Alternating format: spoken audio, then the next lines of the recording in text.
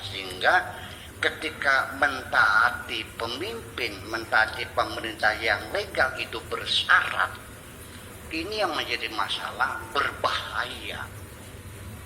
Sehingga mengendurkan, mementahkan ketaatan masyarakat terhadap pemerintah yang sah. Padahal pemerintah itu concern ya, dan siap dengan dana yang jumlahnya triliun membangun kedisiplinan nasional, ya kan? Cinta tanah air, ketaatan masyarakat kepada pemerintahnya, mencintai tanah airnya, ya kan? Dengan penataran, pelatihan pegawai negeri ASN yang biayanya sangat banyak sekali. Nah, ketika ketaatannya bersyarat kan menjadi mentah. Iya, secara teori iya. Tapi yuk kita studi kasus. Pementahan ketika taat kepada pemerintah yang sah itu bersyarat. Iya, yaitu bahwa ketika tahun 74 kalau nggak salah diundangkannya undang-undang pernikahan, itu terjadilah demonstrasi penolakan undang-undang pernikahannya, undang-undang pernikahannya atau perkawinan. Undang perkawinan, bukan pernikahan ya, undang-undang perkawinan gitu ya, belum yang sekarang berlaku ini. Itu di demo besar-besaran di zaman Orde Baru dulu. Kenapa? Di situ undang-undang menyatakan bahwa ada batas usia anak kawin itu, bahwa anak perempuan usia 16 tahun baru boleh kawin, kurang dari itu dilarang dinikahkan. Laki-lakinya 18 tahun.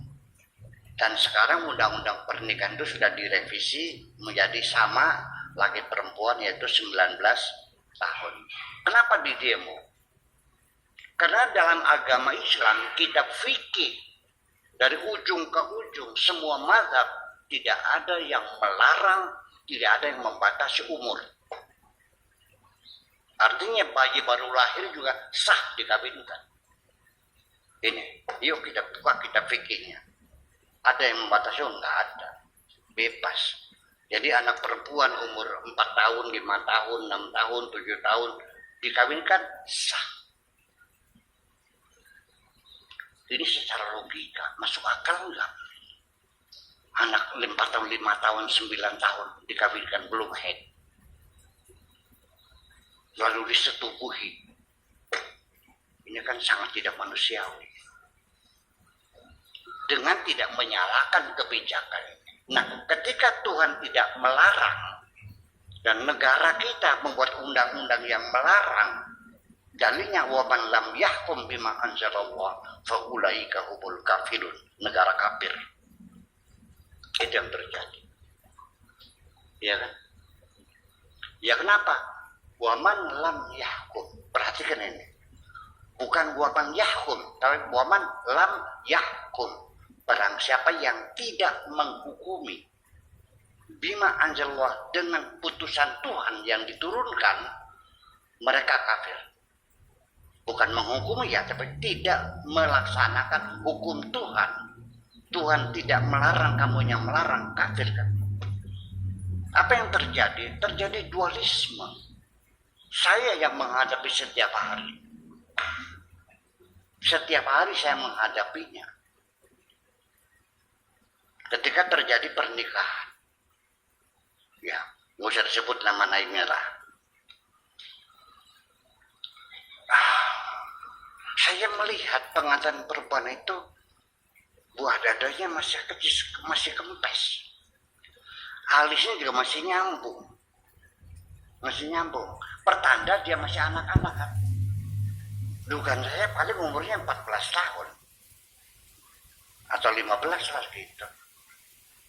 Dikawinkan. Saya bisikin Pak Naibnya, Pak Naib, Engkau yakin pengantin itu umurnya udah 16 tahun sebelum direvisi? Enggak, maksudnya. Oh dia ini kan KTP-nya 16, ya udah.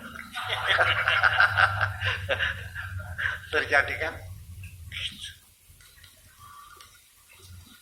Setelah kita telusuri, ternyata KTP-nya betul 16 tahun.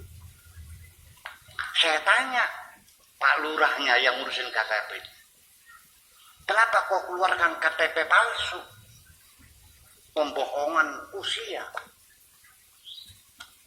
Pak Kiai, kalau saya tidak turuti, saya diserbu oleh masyarakat. Ini kasus studi kasuistik ya.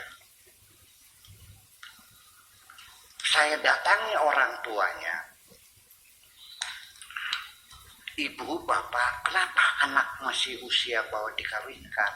Pak Kiai, ini sama pacarnya sudah kayak perangko lengket. Siapa yang bertanggung jawab kalau dia sampai hamil? Itu persoalannya.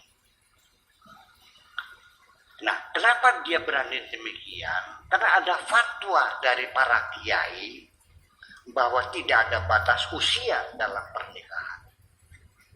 Karena agama membolehkan. Jadi merasa tidak berdosa melawan undang-undang pemerintah. Padahal mentaati undang-undang pemerintah yang disahkan oleh Badan Legislatif adalah syariat bagi kita. Mentahkan jadinya. Nah ini persoalan.